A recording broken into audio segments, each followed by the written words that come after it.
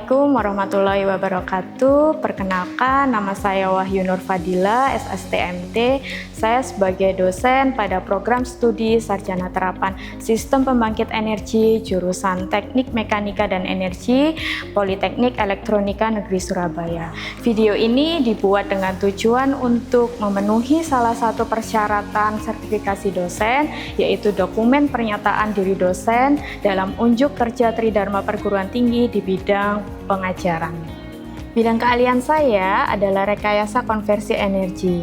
Saya menjadi dosen pengampu mata kuliah perpindahan panas 1, dan pada kesempatan kali ini saya akan menjelaskan mata kuliah tersebut. Mata kuliah perpindahan panas 1 dilakukan dengan metode pembelajaran DIA, yaitu Delivery Interaction Assessment. Mata kuliah perpindahan panas 1 memiliki kode PE 043102 yang mana merupakan mata kuliah teori keahlian inti prodi. Mata kuliah ini diajarkan pada semester 3 yang merupakan mata kuliah teori dengan bobot sebesar 2 SKS dan 2 kali 50 menit tatap muka di setiap minggunya.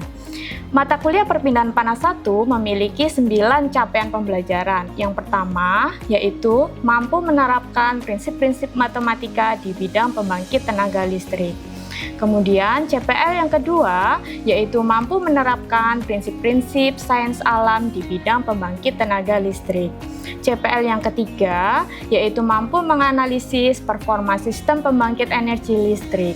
Dan CPL yang keempat, yaitu menguasai konsep dan prinsip sains alam dalam mengaplikasikan matematika rekayasa untuk mengembangkan teknologi pembangkit. CPL yang kelima, yaitu mampu menerapkan prinsip-prinsip matematika dan sains alam, serta prinsip rekayasa di bidang pembangkitan tenaga listrik untuk menyelesaikan masalah rekayasa teknologi pembangkit, khususnya pada sektor penyediaan sumber energi listrik dan konservasi energi listrik. Selanjutnya, CPL yang keenam, yaitu mampu melakukan riset untuk mengembangkan pemanfaatan energi baru terbarukan yang mencakup identifikasi, formulasi, dan analisis masalah rekayasa. Selanjutnya, CPL yang ketujuh, yaitu mampu mengumpulkan data dan informasi, melakukan analisis dengan benar, menggunakan bukti kualitatif dan kuantitatif untuk menyusun argumentasi ilmiah dan mengambil keputusan yang tepat.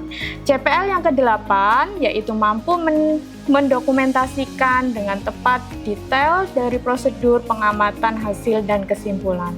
Dan CPL yang kesembilan, yaitu menunjukkan sikap bertanggung jawab atas pekerjaan di bidang keahliannya secara mandiri. Untuk mencapai CPL tersebut, maka diturunkanlah menjadi capaian pembelajaran mata kuliah atau CPMK, yang terdiri dari CPMK yang pertama, yaitu mahasiswa mampu menjelaskan perpindahan panas, di mana CPMK 1 ini terdiri dari satu sub CPMK, yaitu mahasiswa mampu menjelaskan klasifikasi dan mekanisme perpindahan panas. CPMK yang kedua, yaitu mahasiswa mampu menganalisa konduksi satu dimensi kondisi tunak pada dinding datar dan juga radial.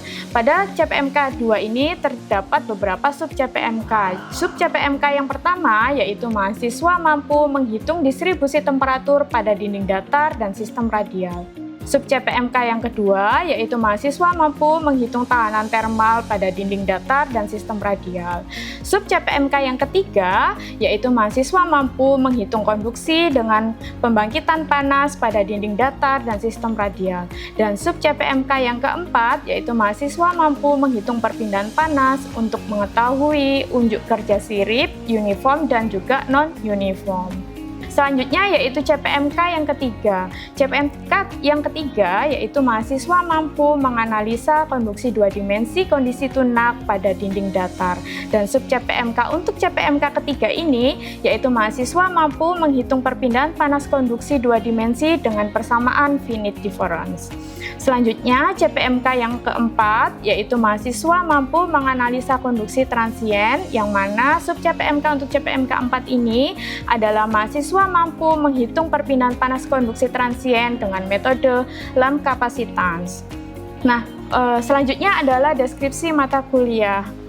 fenomena perpindahan panas itu banyak terjadi di lingkungan pembangkit listrik, terutama pada sebuah pembangkit listrik tenaga uap atau PLTU. Perpindahan panas terjadi dengan berbagai cara, diantaranya yaitu konduksi, konveksi, dan juga radiasi. Nah, mata kuliah ini khusus mempelajari perpindahan panas dengan cara konduksi dari mulai hukum Fourier, kemudian kekekalan energi, kemudian dasar-dasar perpindahan panas konduksi satu dimensi, kemudian konduksi pada plat datar dan konduksi pada berbagai bidang silindris, kemudian perhitungan performa sirip, kemudian konduksi dua dimensi dengan metode separasi variabel dan finite element method.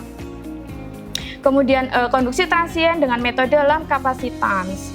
Dan harapannya bagi mahasiswa adalah setelah menyelesaikan perkuliahan ini, mahasiswa mampu menganalisis dan menghitung laju perpindahan panas secara konduksi pada sistem pembangkit energi untuk mendukung efisiensi dan keandalan sistem pembangkit.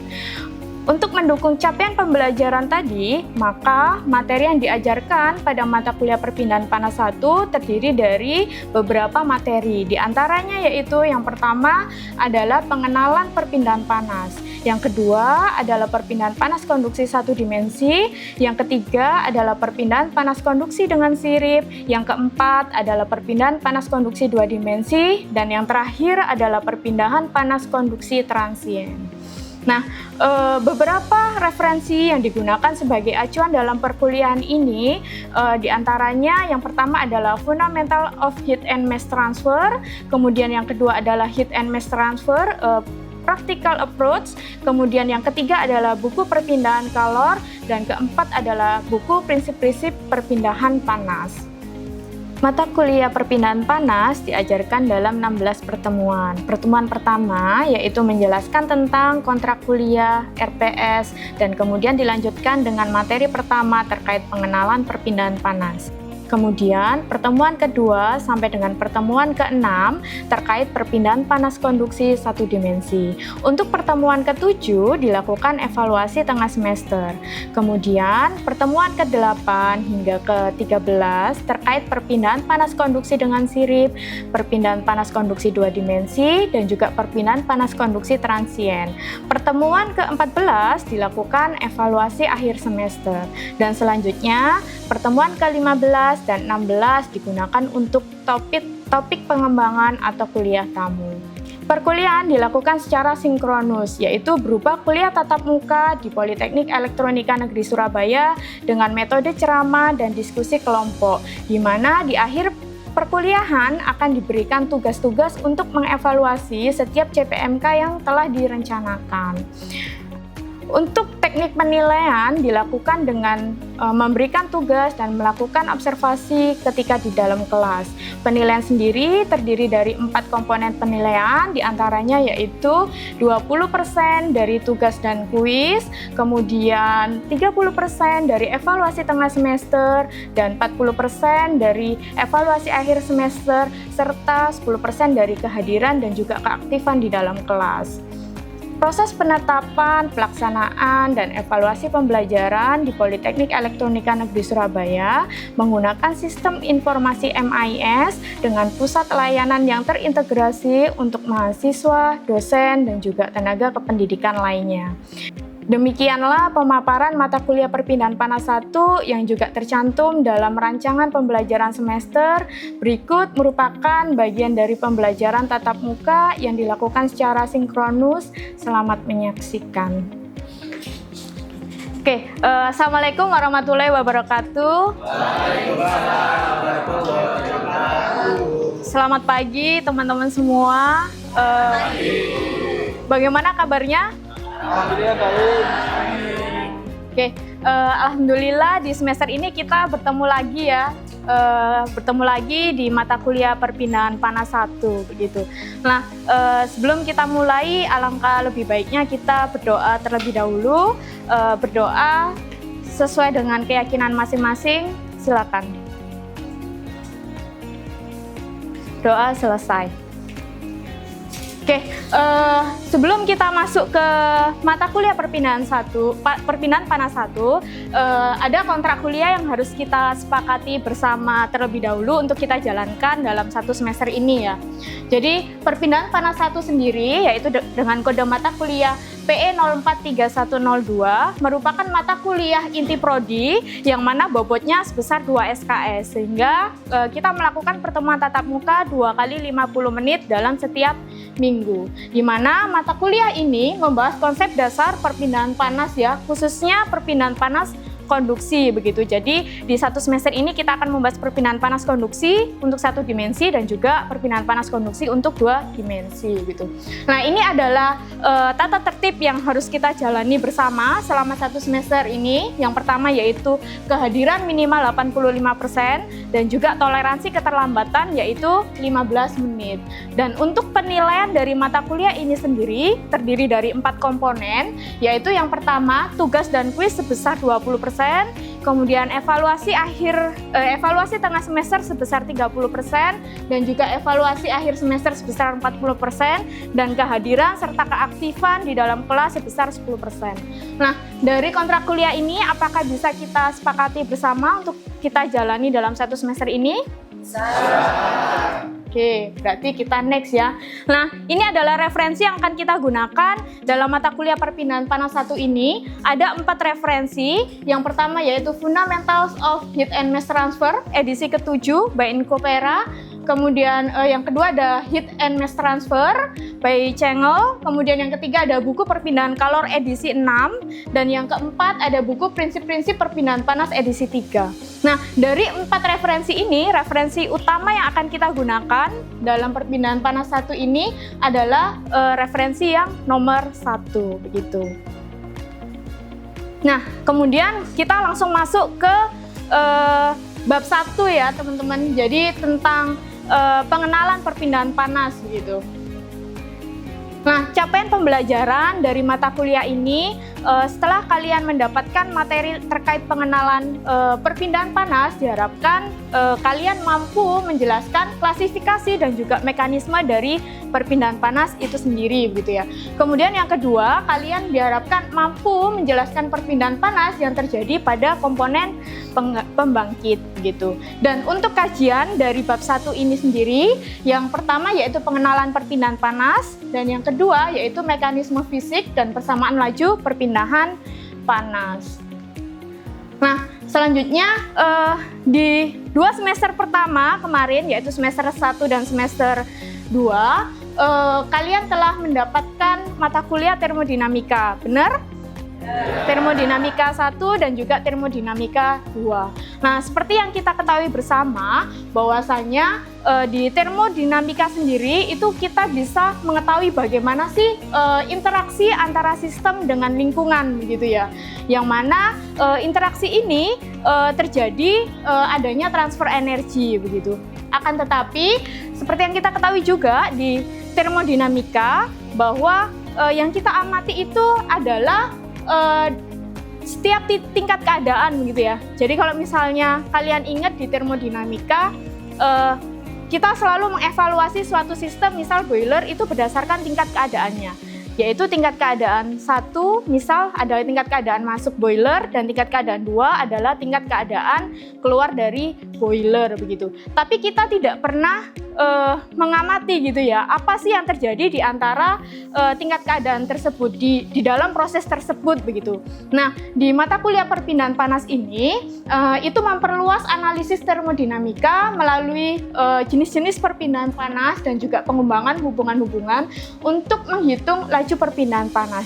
Jadi dengan perpindahan panas ini kita bisa tahu apa sih yang terjadi di antara 2 tingkat keadaan tadi, yaitu titik awal dan juga titik akhir. Nah, sebelum lebih jauh lagi, teman-teman ada yang tahu enggak ada berapa jenis perpindahan panas? Saya, Bu. Setahu saya itu ada 3 perpindahan panas, Bu. Yang pertama, perpindahan panas secara konveksi. perpindahan panas secara konduksi, dan yang terakhir perpindahan panas secara radiasi. Ya, benar sekali ya. Ada 3 jenis perpindahan panas, diantaranya yaitu perpindahan panas konduksi, kemudian perpindahan panas konveksi, dan juga perpindahan panas radiasi. Oke, selanjutnya, barangkali ada yang sudah tahu apa itu perpindahan panas konduksi? Saya, Bu. Silakan. Untuk perpindahan panas konduksi sendiri adalah perpindahan panas melalui media solid. Ya, oke. Nanti akan kita bahas lebih dalam ya. Selanjutnya, untuk perpindahan panas konveksi, ada yang coba ingin mengemukakan apa yang diketahui terkait perpindahan panas konveksi? Saya, Bu. Sepengetahuan saya, perpindahan panas konveksi itu perpindahan panas melalui media cair. Oke, selanjutnya ada yang tahu terkait apa itu perpindahan panas radiasi? Saya, Bu. Ya, silakan Seva. Setahu saya untuk perpindahan panas radiasi itu perpindahan panas tanpa media. Itu tadi adalah pengertian dari perpindahan panas yang diketahui oleh banyak orang begitu ya. Nah, nanti di mata kuliah perpindahan panas 1 ini kita akan lebih jabarkan lagi lebih detail apa sih perpindahan panas konduksi, konveksi, dan juga radiasi ya, termasuk pengertiannya berdasarkan dari mekanisme fisiknya, fisik dari media masing-masing begitu. Oke, sebelumnya kita perlu tahu ya, apa sih panas itu ya? Jadi panas itu adalah energi termal yang ditransfer karena adanya perbedaan temperatur begitu dari 2 lokasi gitu ya, atau 2 titik ya. Jadi syarat terjadinya perpindahan panas itu apabila terdapat 2 titik yang memiliki beda temperatur gitu. Jadi kalau tidak ada beda temperatur ya tidak bisa terjadi perpindahan panas. Nah, jenis-jenis perpindahan panas secara umum bisa dijelaskan dari gambar berikut. Dari gambar sebelah kiri ini merupakan perpindahan panas konduksi, di mana di sini ada suatu sistemnya itu bisa solid, bisa juga fluid, yang mana fluidnya bisa liquid dan juga gas dalam keadaan diam. Di sisi sebelah kiri dia memiliki temperatur T1 dan di sisi kanan dia memiliki temperatur T2, yang mana T1 lebih besar daripada T2 sehingga dia akan terjadi perpindahan panas pada media solid, cair maupun gas yang diam gitu. Kemudian yang di tengah itu adalah konveksi. Perpindahan panas konveksi terjadi apabila ada suatu permukaan dengan temperatur tertentu yaitu TS, kemudian di atas permukaan tersebut mengalirlah suatu fluida begitu ya. Baik itu fluidanya dia mau kecepatannya rendah maupun tinggi, yang mana fluida itu memiliki temperatur sendiri yaitu temperatur surrounding gitu ya. Apabila terdapat perbedaan temperatur antara permukaan dan juga fluida yang mengalir, maka di sini terjadi perpindahan panas dan dinamakan perpindahan panas konveksi. Selanjutnya yang di sebelah kanan ini adalah perpindahan panas radiasi. Apabila ada suatu permukaan yang mana dia memiliki temperatur, maka dia akan memancarkan gelombang elektromagnetik gitu. Nah, sehingga apabila ada 2 permukaan dengan keadaan yang berbeda, temperatur yang berbeda, dan di antara permukaan itu tidak ada media, maka di sini akan terjadi perpindahan panas radiasi. Nah, selanjutnya kita akan masuk ke mekanisme fisik dan juga persamaan laju perpindahan panas. Nah, berdasarkan mekanisme fisiknya, perpindahan panas konduksi sendiri adalah perpindahan panas melalui suatu zat tanpa perpindahan massa zat tersebut begitu ya. Jadi memang medianya adalah diam gitu ya. Melainkan melalui tumbukan antar partikel yaitu molekul atau atom di dalam zat. Nah, berikut ini adalah animasi bisa kalian lihat. Di sini ada suatu media, medianya bisa padat, cair maupun gas, yang mana tadinya partikel atau atom di dalam media tersebut tadinya diam. Kemudian ketika kita beri sumber panas, maka partikel atau atom yang temperaturnya lebih tinggi, dia memiliki energi kinetik yang lebih besar. Karena memiliki energi kinetik yang lebih besar, maka dia akan menabrak atom di sebelah-sebelahnya yang tadinya diam, maka dia ikut bergerak sampai suatu saat terjadi perpindahan panas dan kondisinya adalah setimbang begitu ya. Berikut adalah contoh dari perpindahan panas konduksi. Salah satu contoh aja itu adalah kalau kalian memegang gelas gitu ya, yang berisi kopi, kopinya panas gitu ya. Maka panas itu akan mengalir di dalam gelas tersebut ya, di mana gelasnya memiliki ketebalan. Nah, perpindahan panas di dalam gelasnya, di dalam ketebalan gelas itu maka disebut perpindahan panas konduksi. Berikut adalah persamaan untuk perpindahan panas konduksi. Jadi kalau misalnya di sini ada suatu media memiliki temperatur T1 dan T2, maka laju panas dengan konduksinya persamaannya adalah Q sama dengan Q flux dikalikan A, di mana Q fluxnya itu adalah K dikalikan delta T per L, begitu ya. Delta T adalah beda temperatur dan L itu adalah lebar dari media itu sendiri. Yang perlu digarisbawahi adalah A, luas permukaan di bagian konduksi ini. Luas permukaan itu adalah luas area yang mana dia tegak lurus terhadap laju perpindahan panasnya atau laju Q fluxnya. Begitu. Nah, selanjutnya ini adalah konveksi. Kalau berdasarkan mekanisme fisiknya, pengertian dari konveksi sendiri itu adalah perpindahan panas yang terjadi melalui pergerakan massa fluida, baik itu cairan ataupun gas, serta disertai perpindahan energi panas di dalam fluida tersebut. Jadi kalau contoh simpelnya adalah ketika kalian memasak air begitu ya, ada air di dalam panci ya, cawan begitu ya. Nah, air itu ketika dia belum dipanaskan, maka massa jenisnya sama begitu ya. Nah, ketika kita panaskan, maka air yang berada di bawah itu dia memiliki temperatur yang lebih tinggi. Dan ketika suatu fluida temperaturnya lebih tinggi, maka massa jenisnya akan lebih ringan. Karena dia ringan, maka dia akan naik ke atas begitu ya. Dan begitu seterusnya sampai dia akan mencapai titik setimbang. Nah, ini adalah jenis-jenis konveksi ya. Jadi bisa ada berdasarkan karakter dari aliran fluida sendiri, ada konveksi paksa, kemudian konveksi bebas, ada boiling dan juga kondensasi. Ini tergantung dari fluida itu mengalir kita apakan. Kalau kita paksa dengan menggunakan pompa atau lain sebagainya, maka dia disebut konveksi paksa. Kalau misalnya kita biarkan saja airnya mengalir bebas karena gaya buoyancy, maka dia sebagai konveksi bebas. Nah, ini adalah persamaan untuk perpindahan panas konveksi, di mana Q-nya sama dengan H dikalikan TS min T surrounding ya. Jadi Q flux-nya sama dengan H dikalikan delta T ya. Jadi kalau misalnya ada permukaan, temperatur permukaannya itu adalah TS, kemudian temperatur fluidanya itu adalah T surrounding, dan H-nya itu ada koefisien konveksi, maka Q flux-nya sama dengan H kali delta T.